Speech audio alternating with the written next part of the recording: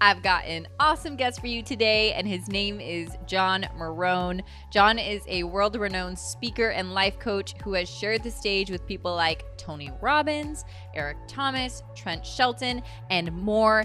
He has really touched and shaped the lives of thousands of people through his innovative reshape and reprogram approach.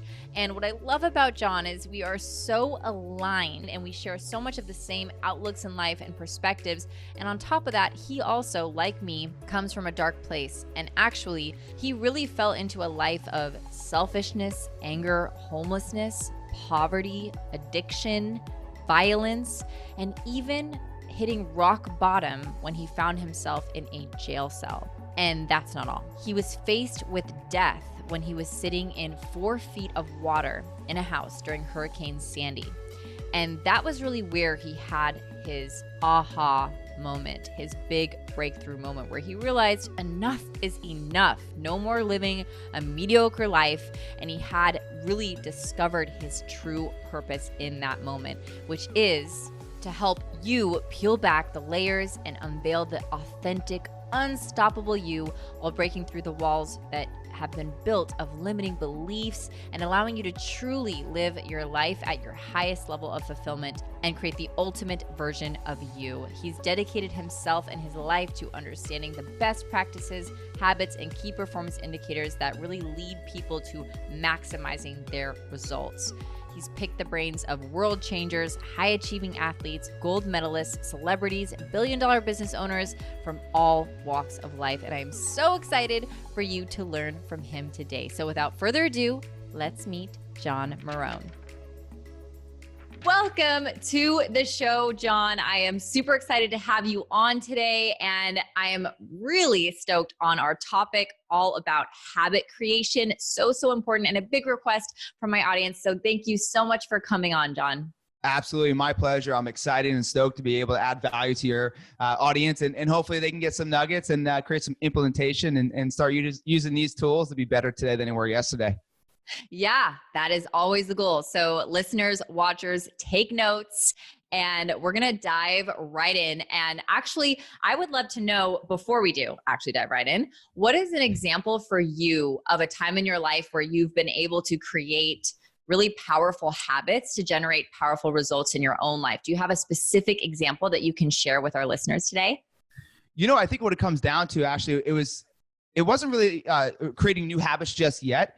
It was more about eliminating the old habits that were disempowering me to then have the space in my life and capacity in my energy to then actually create the empowering habits.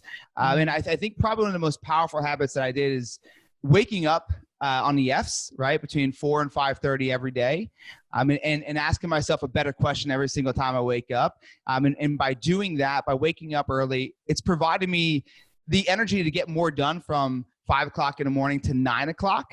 But also it's provided me the opportunity to create more freedom in my life. And I never used to think that. I used to think, be a free bird. Like, you don't need to be so structured. But I come to a realization that actually structure creates freedom. And so the first step was just going ahead and saying, like, how bad do you want to be the ultimate version of yourself? And why do you want it? And it starts with sacrificing a few hours of sleep, and getting your butt up early in the morning and getting more work done in quiet time. And the coolest part is I have a family, so I get to spend more time with them because I sacrifice some hours of sleep. So really where I saw tremendous results is getting freedom by creating a structure. Wow. Yeah. Powerful. I totally agree with that. So really quick, you mentioned about questions that you ask yourself. So can you give us examples of what those questions were to support you in removing those unhealthy, disempowering habits and replacing them with new ones? Yeah, 100%. And you and I were talking offline where, I'm a big believer that our quality of life is proportionate to the quality of questions we ask ourselves. And we got to start asking ourselves some better questions to get some better results. So the first question I ask myself is, currently what I'm doing, does it serve me? Does it make me happy? Right? Currently what I'm doing, does it align with my core values? And also, what would tomorrow think by doing this, right? And the old bad habits. And by really evaluating the things that were cluttering my life with, non-productivity, really some negativity, I was able to then once again find that space to create those empowering habits, which I was able to stay consistent with because it comes back to the root of it, which is asking myself better questions.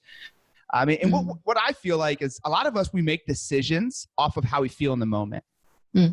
How we feel in the moment. But what we should be doing is we should be making decisions off the commitments that we made to ourselves. Because there's so many times where I didn't want to do certain things. I didn't feel like doing it, right? I didn't feel like making the dials to, all the clients. I didn't feel like waking up that early, going to the gym. But if I just said, okay, hold on a minute, like, does this decision A, align with my goals? But B, what you feel right now, is that connected with your commitments? And most of the time it's not, because we're the biggest liars we know. And we could BS ourselves till we're blue in the face, and, we can create excuses. So by asking these questions and being vulnerable with myself, I was able to really get rid of the bad habits and start implementing some new ones that served me. I love that. And I love that. What would tomorrow think of this decision I'm making right now? Yeah. And that's so important, because it's reminding ourselves what we're committed to creating. And reminding ourselves of our commitments is really allowing ourselves to stay in alignment with our vision. Yeah. And I love what you said. You said something else about, I was like, I wish I wrote that down. You said some really good stuff. I'm like, I need to unpack that. I wanted to know, like, your values system, because I think it's really important that we are super clear on our values. And you mentioned that, so that we can, like, gut check ourselves when because it's true. There's times where we don't feel like doing the things that we get to do, but we don't feel like it. So remembering our values, our core values, is there like a way that, like, do you have like a set of core values that you operate from that you can share with the listeners so that they can feel inspired to create their own and make decisions from that space? So, and I just want to applaud you on something. You said that we get to, right? Yeah. And if you change your words, you change your world. So I applaud you on just having the subconscious understanding of just saying I get to versus I have to, because that does actually change the action that you take. And yep. The core values, anybody out there that owns a business, it doesn't have to be business. Just you're the CEO of your own life anyway, right? So I tell everybody that's a business owner, especially, like, what are your core values? Because that's going to be the platform that you stand on for everything. Yeah. And so when you look at core values, what that is it's an easy way for us, not just as business owners, but as humans, to make a faster decision that aligns with who we are. So you could filter through those core values and say, does this align with these core values? And then you could say yes or no and make a decision way faster. We have this decision fatigue that sets in, right? We're like, we just continue to wait and continue to wait. And it's because we don't have a filter system to really run that decision through. So we don't make any decision, which is kind of worse. And so that core value system really helps you align with the right people, places, and things in your life. Some of my core values that I live by is, at the highest standard possible, right? Like, everything I do, I just try to do at the highest standard possible. That's a huge one of mine. Another one is get comfortable being uncomfortable. On a daily basis, we need to do this. I think a lot of people have this misconception of like, all right, I broke through the comfort zone, and then they think they're done. But that's not the case. There's always a new comfort zone, right? And I always say, like, new levels bring new devils. Yeah. So you got to be aware of that and ask yourself daily, because that's usually when you fall into that, like, mundane kind of pit of just staying stagnant. It's like, oh my God, I haven't really forced myself to get uncomfortable or face fear recently. So by knowing that, I kind of ask myself on a weekly basis, all right, bro, where are we gonna get uncomfortable this week? Like, where are we gonna do it? And the other one is be coachable, right? That's a huge one for me. I'm from Jersey. I'm Italian. A combination for one stubborn dude. And so because of that, I went through a lot of things in my life where I thought I knew everything. Yeah. And there's a whole backstory of going through Hurricane Sandy and almost dying, of really realizing, like, hey, it's okay not to know everything. Like, put the ego down, and receive the feedback and criticism and take action on it. So be coachable is another one. Being vulnerable. So talking about my past, I've been in jail, homeless, addict, you name it, I've been there. And I don't talk about it as a woe is me. I talk about it on a daily basis as actually one of my core values, because vulnerability is contagious. And if I'm vulnerable, talking about my story, I hope that somebody listening can be vulnerable about their story, whether it's worse than mine or it's not. It doesn't make a difference. Everybody's story matters. And through that vulnerability, once you start being more vulnerable, two great things happen. One is you actually start owning up to some things that you didn't even know you had to own up to, which is like an incredible self-discovery process. And then two, you realize like when you are vulnerable, so many others feel the same way you do, and you're not alone. So those are just some of the core values that I live by for sure. You know, and another one is just take massive aggressive action in everything I do, whether it's with you right now, or it's with my family, or, you know, it's with my guests on my podcast, or whatever it might be. Just do your best to be present, and take massive actions to really get yourself the results that you're looking for. Those are really, really good. I really love the one. And I hope you guys listening are getting some inspiration to creating your own from this, because the one that really stuck out to me was being open to the fact that we don't know it all. And we get in this trap, especially if you're listening and you've been in the self-development world, you've read a ton of books, you've done a ton of work and all this stuff. We can get in this place where it's like, oh, I've already done that. Or, oh no, I already know that. That is probably the most dangerous place that you can play, because that is going to keep you, like you said, stagnant, stuck, operating in a loop, not growing, not expanding. It's a really, really dangerous place to be. So I love that you brought that one in. And that's something that I'm absolutely committed to, is always knowing that there's something more for me to learn in every situation. I'm forever a student. A student. And transformation is not a destination. It is a journey. And it happens every day, every moment, every second. So I love that. One of mine that is really, really huge for me is being a stand for what I want to see more of in the world. Ooh. Unconditional stand. And that includes when I'm triggered AF. Okay. So like if I'm driving along and someone, which actually this just happened, I was driving in actually here in San Diego, and this person just like flipped out at me from like just out of nowhere. Starts cussing and yelling. And it's really easy in those moments for us to get triggered and to lash back. Right. Oh yeah. But that would not be me being a stand for what I want to see more of in the world. And it's in those situations where it's really easy to get triggered and really easy to react that matters the most and really shows your commitment to that. So that's one of my big ones. I don't believe in an eye for an eye mentality. That's not how I operate. I don't surround myself with people who operate from an eye for an eye mentality. I'm a stand for love and oneness. And that's one of my core top values. It's underneath everything I do. So I love it. I really hope that you guys, this is resonating for you and that you're creating some of your own that you get to really stick to. Write it down in your journal right now. Pause it. Write down the values that are coming for you now, because this is exactly, what John was saying is this is your compass. This is your guiding compass. This is your platform from which you get to make decisions moving forward, which will support you in feeling clear about the decisions you get to make. You don't need to be second guessing yourself if you're clear on your values and your come from. So it's beautiful. That's beautiful. Okay. Can I just say two things really quick? Because totally two really important things. One, you talked about the core values being that compass, right? And put it somewhere where you could see it, write it down. So what I tell all the business owners is that you don't only need to know this, every single employee needs to understand this and live by it. And by living by it, that's how you hire and that's how you fire. So any business owners out there, you want to get a clear understanding of who's the right people in your office right now. Get the set of core values, look back and say, knowing what I know today, knowing my core values, would I enthusiastically rehire them again? And then you might need to cut out some fat, to be honest with you, and only start hiring off those core values. Another thing you said that was powerful, that when I do speaking engagements, I'll literally ask everybody this one question and nobody ever gets it. And it's a simple question of, what is the number one habit or trait of the most successful people in the world? And I hear everything. I've done this to thousands and tens of thousands of people. And I hear, discipline and gratitude, waking up early, making your bed. I've heard it all. But I've never heard the real answer, which is, well, you talked about self-awareness. Self-awareness is the number one habit you could have.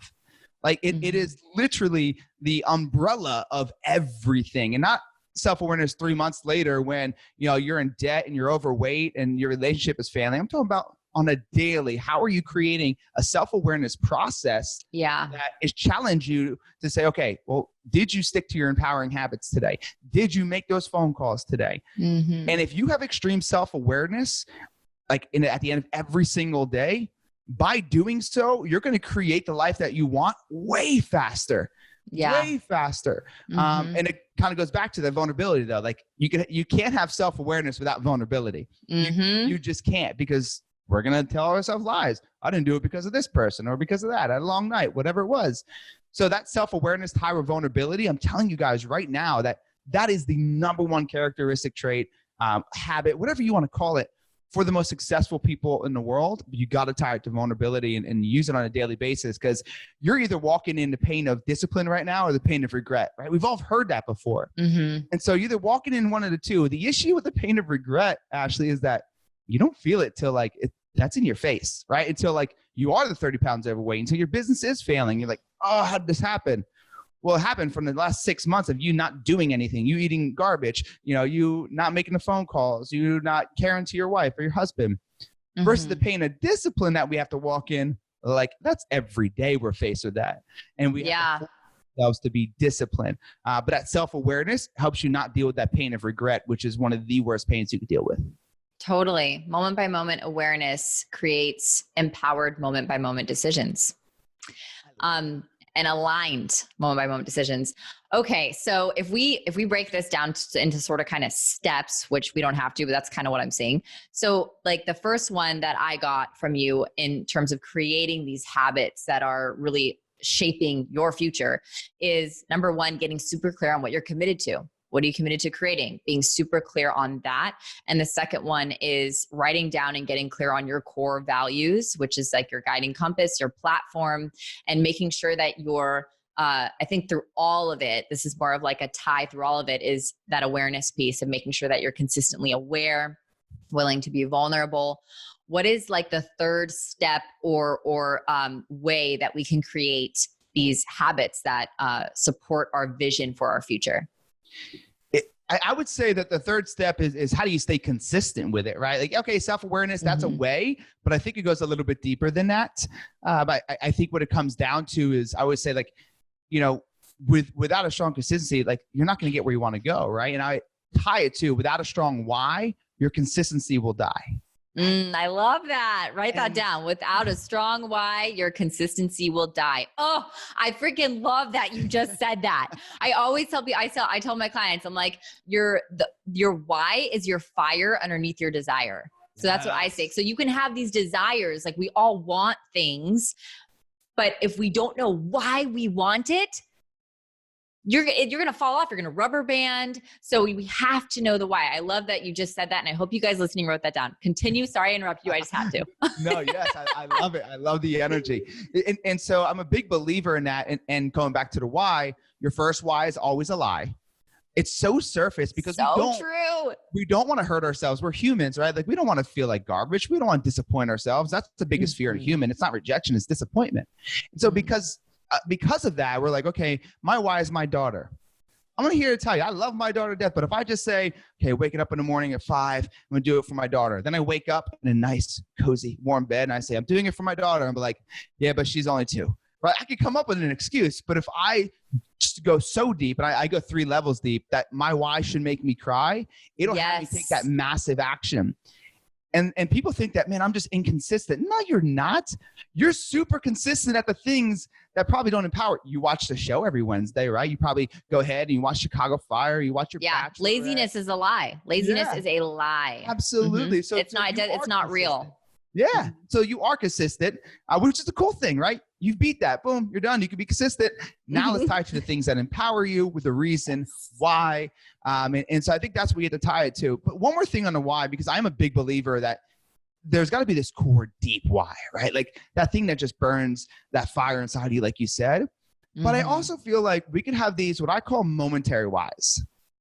And by momentary why, I mean, sometimes it could get mundane saying that same thing that burns a fire inside you. So what I do sometimes is I just sometimes put my finger on my wrist and like hear the pulse, right? And like be like, man, Like there was a time where I didn't know if I was going to make it to the next day. There's friends of mine that no longer live like on this earth with me, and they just wish they had one more day, right? Like there's so much more beauty out there I need to see. And like this pulse right now, like I have the opportunity to take advantage of today. Sometimes it's like, you know what? That dude who was talking trash and said, I'll never make it today, I'm kicking butt because I know whatever I do today, I kind of want to rub it in his face just by my action, right? Like it's okay to have momentary whys. Right? Don't carry that chip and just only do it that, prove the haters wrong, because you're never going to win.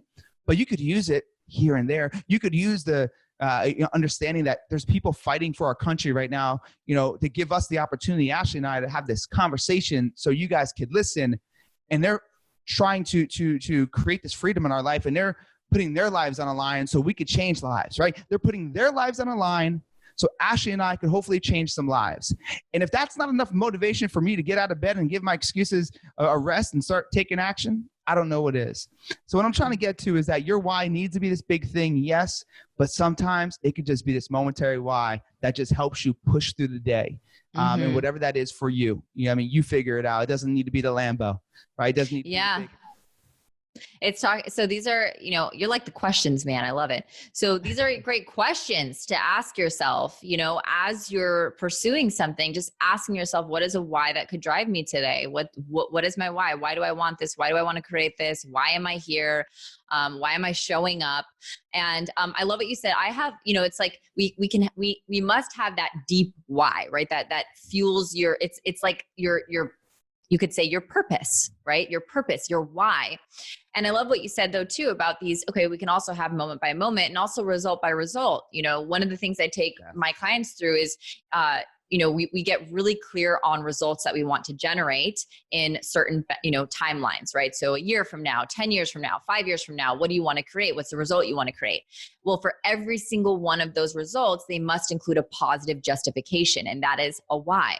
So why does that matter to me? Why do I want to generate, 7 figures in my business? Why do I want, why does that matter? Because that's what really, really will tie it all together for you and actually have you get super connected to that result, because otherwise we're disconnected from it. It's just this kind of thing that's floating out there. When we have a why that's connected to it, we actually are connected to that result and thereby much more likely to achieve it.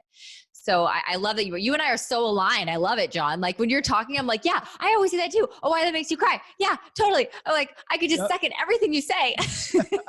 and I'm going to second something else you just said. There's a myth in goal setting. I know we're talking about habits here, guys, but habits really do align with our goals, right? Because we got to look at it, do our habits align with our goals and so on. And there's a myth with goal setting. Your goals aren't really your goals. And Ashley hit on it. Like they're not your goals. See, let's just talk about health. That's the easiest way to make everybody understand this. You want to lose 30 pounds, let's say this year. You may think that's your goal, but the real goal is the reason why, right? The real goal is you want to be able to run around with your daughter. You want to be able to look good and feel confident, which is going to help you make more money, which is going to help you provide those experiences you want to provide. And then what emotion does it tie to you? You feel pride, right? You feel joy, bliss. You feel like a provider because you're making more money and doing these things for them. So let's reverse this, right? If you don't understand the why and the emotion, you are going to feed yourself lies on not to not take the action. So what Ashley's saying is absolutely correct. You need to be super aware. Like I have on my vision board a goal for each equity, like a main goal, and then my why and the emotion behind it. Because when somebody's faced, go back to the 30 pounds. When someone's faced will go ahead and to lose the 30 pounds and they see this amazing ice cream sundae in front of their face, and they ask themselves this, okay, does this align with me losing 30 pounds? No, it doesn't. The next word that usually comes out of their mouth is, but I'll do it 2 a day tomorrow, right? Versus if they said, does this align with me losing the 30 pounds so I can go ahead and play with my daughter? I can go ahead and get into the shirts and feel confident and create the emotion of being super proud. Wow, that doesn't. Okay, I'm gonna go the other way, right? So the real goal is to be prideful, blissful, to be able to be there for his daughter, play around with her, roll around with her, not be tired, right? That's the real goal, right? And all the 30 pounds that's just a vehicle to get there. That's it. Yeah. So you must get clear on that why. You must get clear on that emotion behind it, because we're humans and we are basically, we take action off of pain or pleasure. That's it. So we're driven off of emotions. So if you're driven off emotions, get super aligned with what that looks like, because it's going to help you with those habits when you're super deep on why they're important to you. Right? Like I always say, put the meaning behind the mundane, because habits could be very mundane. So put the meaning behind it and watch what happens. This is so perfect that we're talking about this, because literally the episode before this was with Julie Surratt, and we're talking about manifestation. And one of the ways that it's part of, she has a three-pronged, 3 pillars to manifestation. And one of them is called emotional cultivation. And so basically what that means is exactly what you said. That's she calls it emotional cultivation, which is when we get super clear, like say this, the result that we want, this thing that we desire, say lose 30 pounds, let's say that's it. Actually feeling what it would feel like in your body if that were a reality right here in this now moment.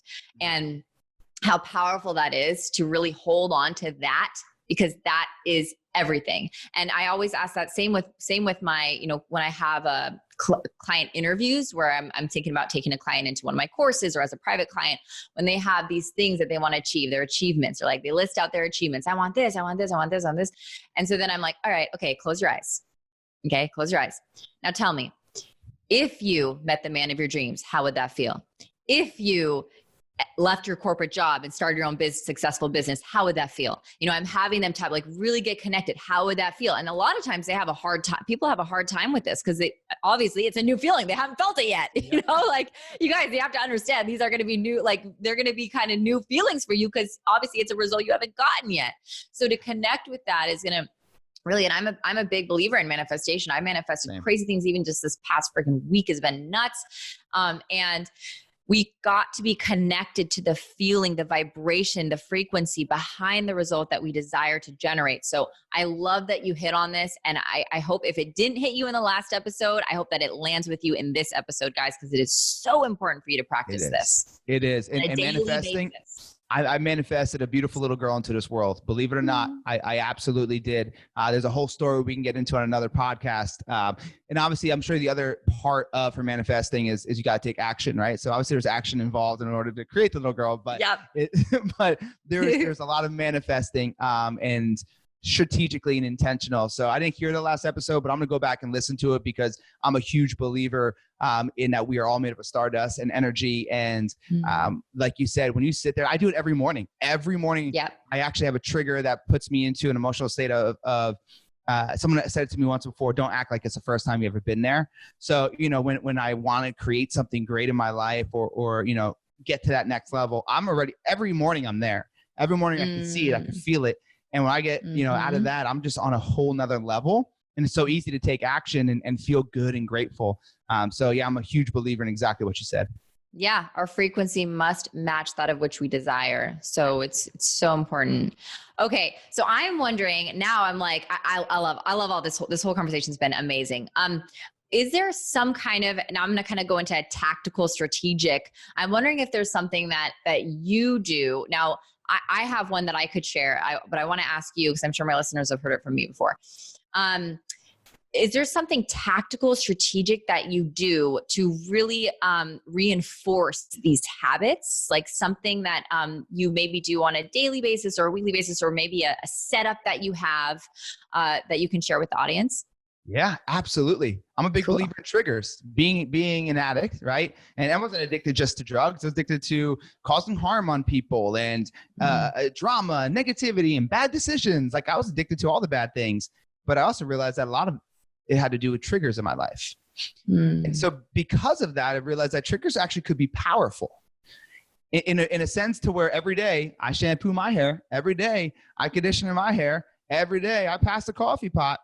So I use those as triggers, right? So whenever I shampoo my hair, I speak in gratitude and I feel it, I see it, I detail it. And I do my conditioner, I do the affirmations, so everything. Cues. Everything I do is based off a trigger, right? First thing I do, feet touch the floor, right? So I say, okay, feet touch the ground, it's water I pound. And I drink a whole thing of water before I get up. And so I would say every habit, but a lot of my habits come after a trigger that I know is already going to happen that day. It's sometimes other triggers in our life, maybe some toxic people that are in your life. You love them, but the relationship isn't where it needs to be. And they're just kind of toxic people, kind of trying to love them from afar, but maybe they're texting you. You can't get away from that. Driving in traffic, like you can't get away from that, right? Especially if you live in LA, you know, in any kind of city area, you're getting traffic. So knowing I can't get rid of it, knowing that it normally triggers frustration, you know, it triggers maybe even panic. It triggers so many different things. I'm aware of the trigger. And the cool thing is now I just put an empowering habit afterwards. I see it. I'm like, sure. I'm so grateful I got a car right now. I'm so grateful I have gas in this car. And I just talk my way into gratitude. So the things I do is I figure out my trigger and then I put an empowering habit after it. I love that so much. Okay, so I want to unpack some of what you said because there's so much goodness in there. Aside from the fact that you wash your hair way more than I do. Right, girls? Right, girls? We're like once a weekers, like once, maybe twice a week. Okay, that's what we do. Anyway, this is actually a powerful strategy called one term for it is habit stacking. So you're stacking an empowering, healthy habit on top of a daily habit that's just part of living. So, for example, brushing your teeth. Like you said, having, being in traffic, like that could be for me when I don't drive anymore. I've just vetoed driving altogether. I'm not very good at it and I don't enjoy it. So bye driving. But I used to. Yeah. One less crazy Asian woman on the road. Anyway, so I used to, whenever I was driving and the traffic would hit, I did it. And it's funny because I didn't know I was habit stacking at the time, but it really was. It was a trigger. It was a cue for me to, okay. Because one thing I was really committed to at that point in my life was learning podcasts and also not just learning how to create a podcast and getting inspiration, but also learning from podcasts. So I wanted to listen to podcasts more. But I felt like I didn't have time in the day to really sit down and listen to a full podcast episode. So whenever I would hit traffic, that was my trigger for me to put on a podcast or listen to an Audible, whatever I want, what I was into. And so that was for me, it was like a moment of learning is what traffic triggered for me. And then, I had same for when I would work out, like working out was a daily habit for me. I understand like for some people, that's maybe the habit that they want to create. That's empowering. For me, it's always been a daily habit for me for the last, 7 years. So I wanted to stack another healthy habit on top of that. So I was actually listening to my Audible books while I was in the gym. And it was funny because it just made the gym like I remember, and there's times where I would listen to like funny, like Alison Armstrong. If you guys know who Alison Armstrong is, she has like really great audibles that like make you laugh. So like in the middle of the gym, I'm like working out and I'm also like cracking up in the middle of, my workout. Dude's grunting and you're over there laughing. Yeah. I'm just cracking up by myself. But yeah, I think that's a super awesome strategy. So you guys, right now, pause the episode, write down the habits, the things that that you do every single day. Just write them down. Putting your feet on the floor. I like what you said. The feet on the floor. What was it? Feet on the ground. It's water I pound. Water I pound. So write down. Feet on the floor. Obviously, you have brushing your teeth. If you do wash your hair every day, all these things. You walk your dog. Body, whatever. You walk your dog every day. Like really, like what could you stack on top of that? Maybe when you walk your dog, something that you avoid all the time are sales calls. Maybe during that time you can get like, I know a lot of people, myself included, is sometimes when I'm walking, the energy flowing through my body, I do better on calls. So, if that's you could stack on, if you have a dog and you walk them every day, there you go. There's your time to make sales calls. These are little strategic ways that you can hack your daily life into creating so much more results in your life. So I want you guys to pause it, write down the things that you do every day and what you could stack. Think, be creative, be innovative. What could you stack on top of that daily habit? This is so powerful. Thank you for that nugget. I freaking love it, John. You're awesome. Absolutely. and another one that I'm trying to get better at, I'm just going to raise my hand as I'm trying to get better. And I'm going to say it out loud so I get better, right? Of course. The one thing is, as soon as dinner happens, like the dinner plate touches the table, I put my phone away. Right. So I can be present in the moment with my wife and my daughter. And it gets hard, right? You do well with it. And then all of a sudden like, well, I got to work a little bit late tonight because I have a new podcast dropping, or I got this happening, that happening. And so we become this almost like a slave to that profession and to our phone, and we shouldn't be. And what matters most are the memories, not the money we make, right? And so that's one trigger and one habit I'm trying to get better at, and maybe everybody could join us in that, of being more present in the moment. I always find a way to, as soon as dinner happens, whether it's touching the plate or hitting the table, whatever it might be, to put the phone away, so you could be engaged with your family at that time. So I'm raising my hand. I'm telling everybody right now, hit me up in about a month. I'll let you know how it's going. I love it for you. That's a great one. And that's the thing, is we're always elevating and elevating and elevating. And I love that. I have a similar one in the morning when my alarm goes off. The alarm is my cue to literally I toss my phone on the other side of the bed so that I'm not tempted to look at it.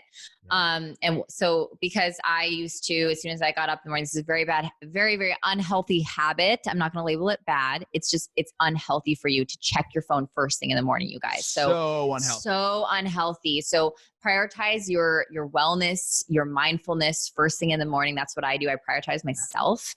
And so that's one of my triggers first thing in the morning. And I do not allow myself to check my phone until after I finish my meditation and my prayers.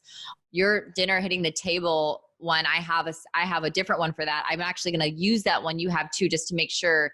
I typically don't check my phone during dinner. So I would say, that's something I'm pretty, I've been good at so far.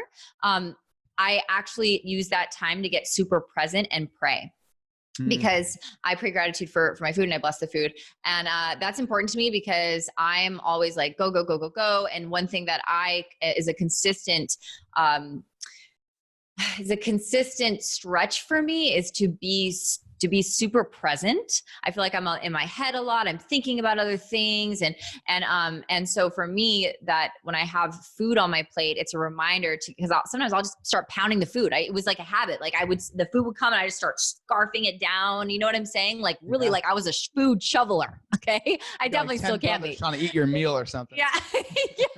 Yeah. And so a lot of it was like impatience and maybe some scarcity stuff tied in there. It was like, it wasn't healthy and I felt that.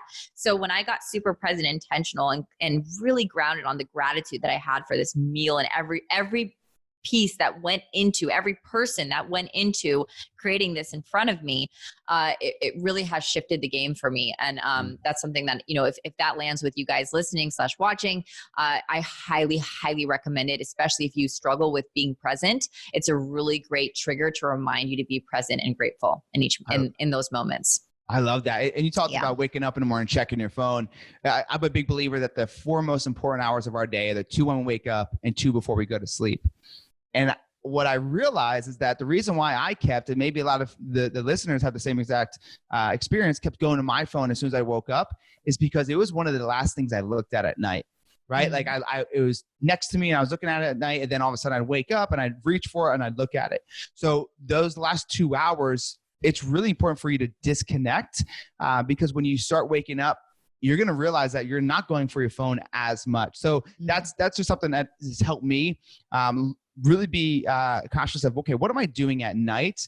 Am I looking at my phone? Because if I am, I know it's going to happen in the morning. So cutting off an hour or 2 hours before you go to bed. This way, when you're waking up, the mind isn't saying, where's that phone? Right? Let me see that email. Let me see that Facebook. So definitely try that out.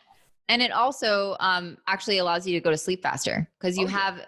So if you guys, and this is a fun fact, I actually just learned this literally less than 2 weeks ago, that I'm surprised I just learned this, but apparently if you're staring at that blue light, even if you have the warm light on, it's still, it affects your ability to fall asleep quickly.